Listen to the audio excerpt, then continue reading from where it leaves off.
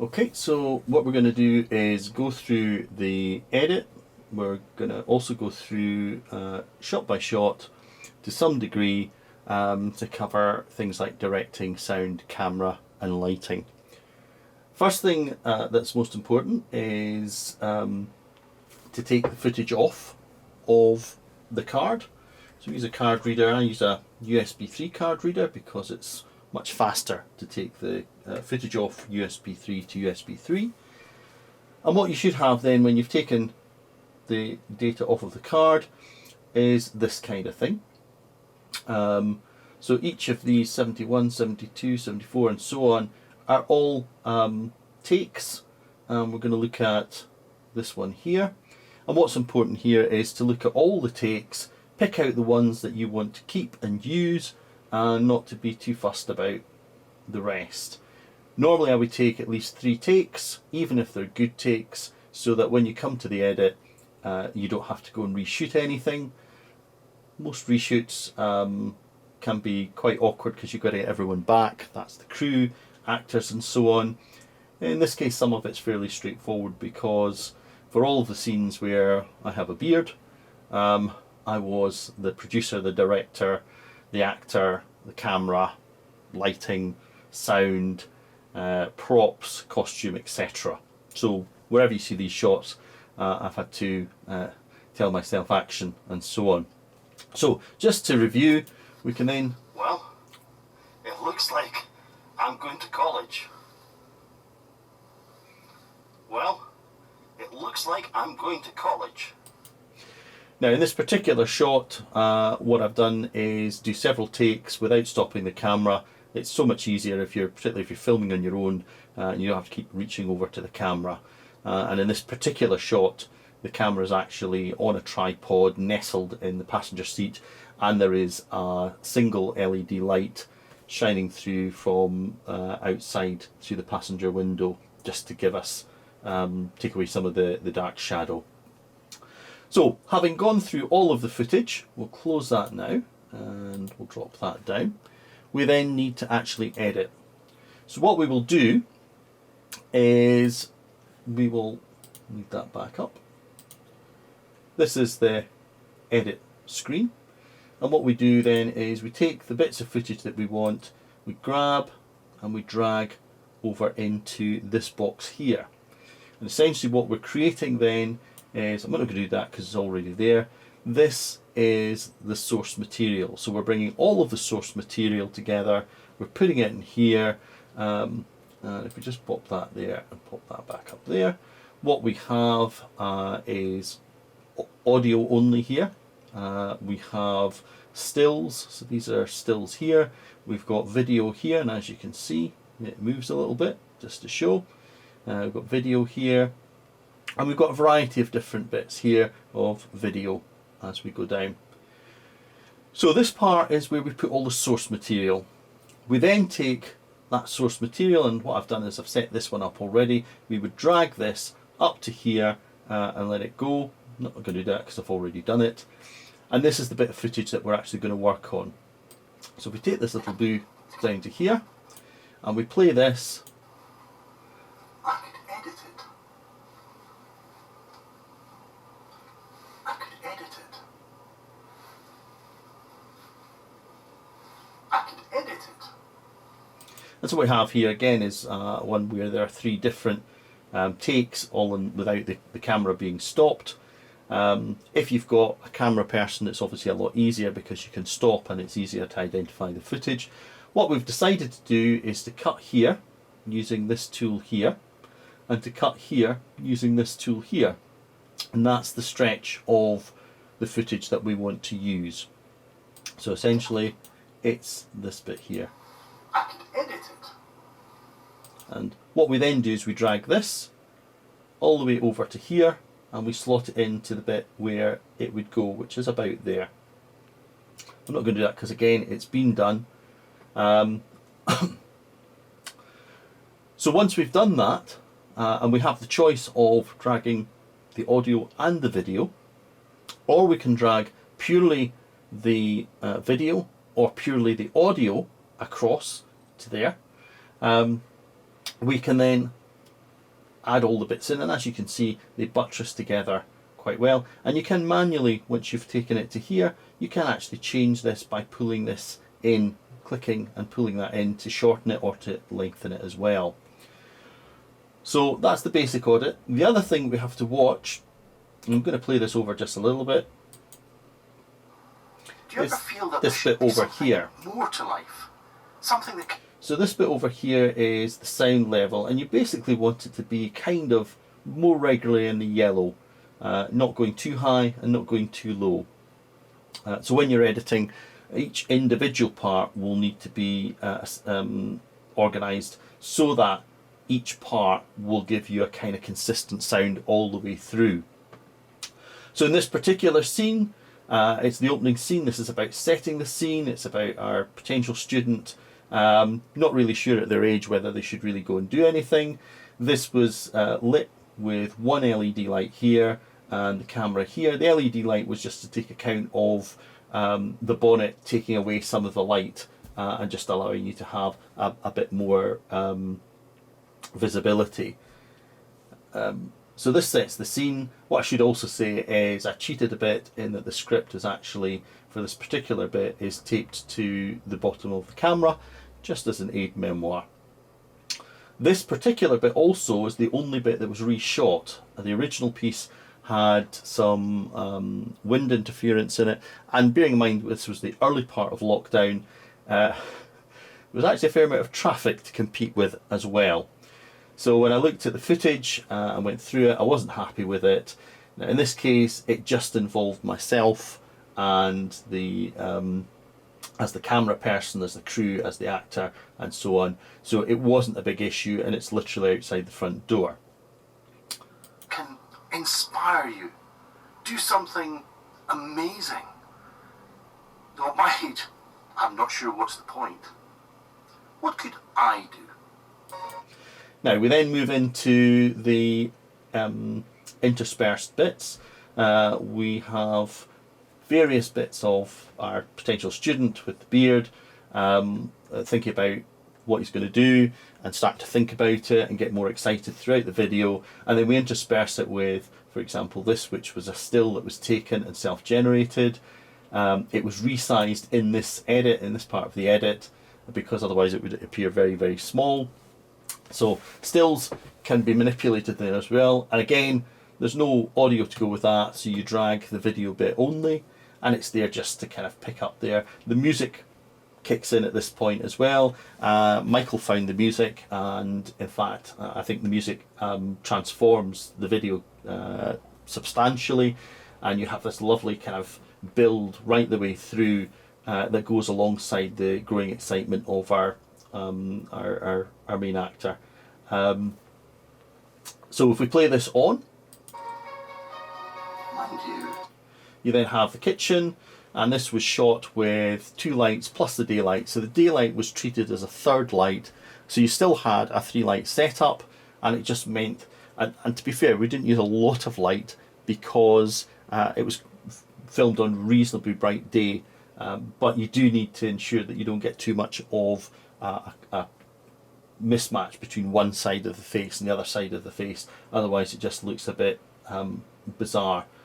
So all of the equipment that was used batteries for the lights, batteries for the camera, so there were no cables, there were very, very few hazards at all. I think the biggest hazard was probably the bonnet of the car, and there wasn't any problem there. So we play this through, always wanted to make a you'll film. notice the sound here. We have to start. Now the Fife College logo was taken from the internet and again resized. One of the challenges with this particular video was the balance between the sound of the person speaking and the need to get the music to really kind of build the video. And perhaps if I had a bit more time, I'd manipulate some of that sound just a little bit more. But I think the balance wasn't too far off, but it is one of the considerations. And if you look at the edit here, what you've got is the audio track for the person speaking all the way through, and you've got the music track on a separate track here, so that you can manipulate them quite separately, you can see them, and you can actually add to them as well as we go on. So the Fife College logo was very much about just putting the Fife College logo, the Fife College name out there. Me? And as we go Go through, to college? At my age? again, what you've got here is the bathroom. One of the lights was actually the tripod stand was actually balanced on the edge, but the inner lip of the sink.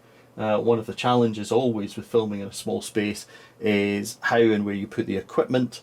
It was perfectly safe. We used a second light as well, and then you've got the daylight as well as we go through. Seriously?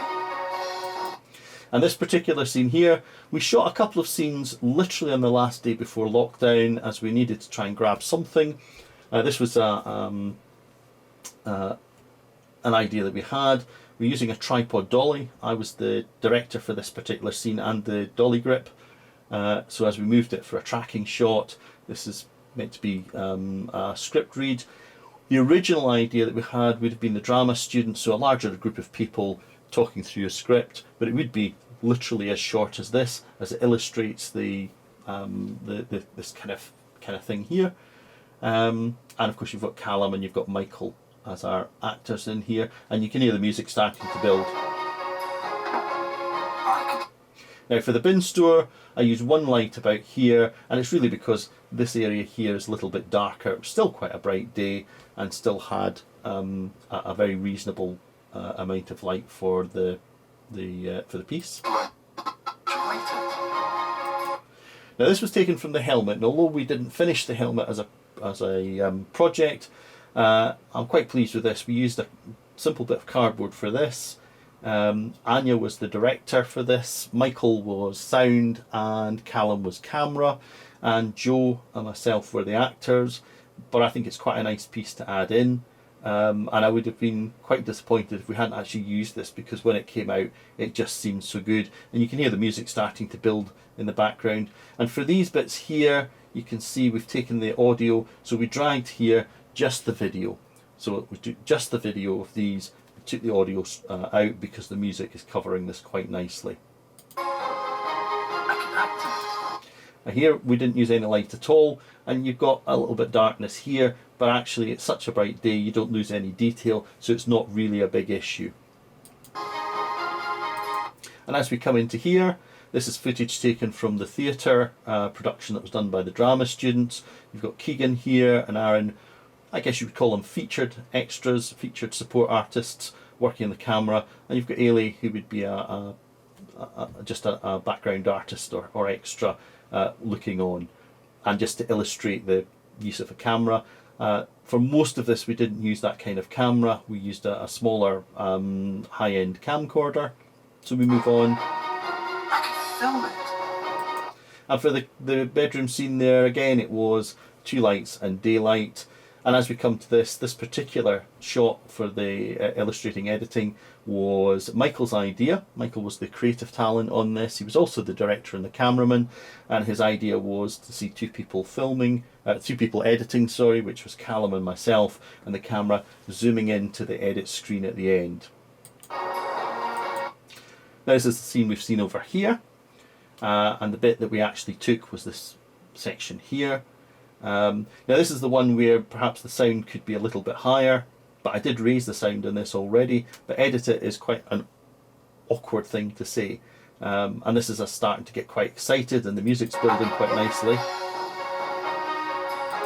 And this bit again is taken very briefly from the theatre production. The original plan was to have the drama students and as many film students as possible jump in to the green screen and just have lots of people and make it very kind of positive and very kind of group orientated. So this is the closest we could come, and this is using footage that we had available. And again, you'll see the audio has been taken out and all you've got is the video part.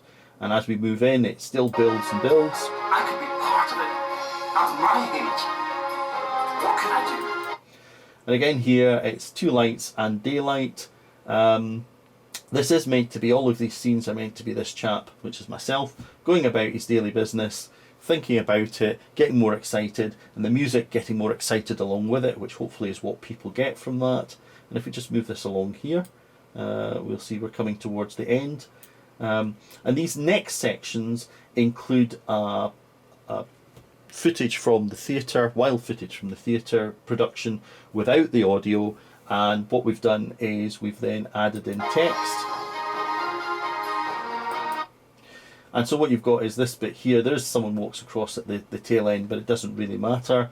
So these bits of text are taken, we go into effects, we use a text box like you would in Publisher or any of these kind of bits of software. We can place it anywhere in here, and we can then adjust and change the font and the size of the font and all sorts of things. So there's the text box, you can see it in there, and we could, if we want, move that about, as you can see, but I want to move it back, so I'm just going to use Control Z and it'll put it straight back, which is fine. And then we would come back to the edit here, so we go to effects, we do that. The software gets a bit slow when you jump from one to the other, unfortunately, so I'm not going to do that just now, but you can see the effect, and what you've got is the video that runs through the whole thing there. This is additional, so it sits on another channel up here, so you could do another channel up here again, so I could put something in quite separate again up here, and it would overlay onto that. So the music's now building. Oh. And the music finishes, and what we've got now is our chap sitting in the car, and as I said earlier, this is a camera sitting nestled into the seat on the passenger side, light through the window just to take some of the darkness off from being in the car. And this was originally looked at as being taken for these two bits, these two next bits, this bit and the next bit, as just that. But for the final part, I thought actually a really close up and a very strong message would be a much more powerful thing. Well, it looks like I am going to college. And so you got the chap in the car, ready now to drive off to college. And as we come to this part here, so this part here has got three elements to it. It's got a still, so there's no audio with it at all, so we drag that over as video only, but it's a still. We have a voiceover, which was recorded on a Zoom microphone and then placed in, so we drag over there audio only. And we also have the text that's put in, and he did for real, and it's based on a true story, it's based on my story obviously. And we have a voiceover. College, truly lifelong learning. And then we come to the end board, which has the college and the college logo and the BBM logo, and it should perhaps have copyright on it, but on the grounds that it's been uploaded to YouTube, and you can see when it was uploaded, we've got the original footage, and we have the newspaper article. It's very clear that we can trace back to its origins in terms of copyright. It has it automatically, but that might have been the thing that we just add at the end. So now we've got our video all the way through, right to the start. We need to convert it, so we're going to go up to the file menu up here. We're going to go to the export, and we're going to go export media. So we're happy, we've played through it, we're happy with what we've got, and we're now going to turn this into an actual MP4 video. Now this is all obviously already been done, so I'm not going to do it because it takes a bit of time. You have the option of all of these different things, and what we have here for MP4 high definition is H.264, which is actually slightly different. Essentially this gives you the MP4 format, but the H.264 compresses the files much more efficiently, which means that you have a smaller size of MP4 file at the end of the day, which means that obviously when you're uploading it or sharing it, it's a lot easier. When it loads, it's a lot easier because it loads more quickly than it would otherwise. So I would click on there. I then look and see some of these areas I still need to do some learning on. We then go to export. It would take maybe 7 or 8 minutes, maybe 10 minutes for it to convert to the MP4 file. And once you have the MP4 file, you can upload it anywhere you want. This file was uploaded then onto YouTube approximately a month ago, and has had 156 views in that time. I think at the end of the day we're quite proud of this particular video. It was produced under extremely difficult conditions. My experience of film is it's a team game, and a lot of this had to be done on an individual basis, and that's a kind of unfortunate. Everyone has contributed to this, however, albeit the edit ended up coming down to myself.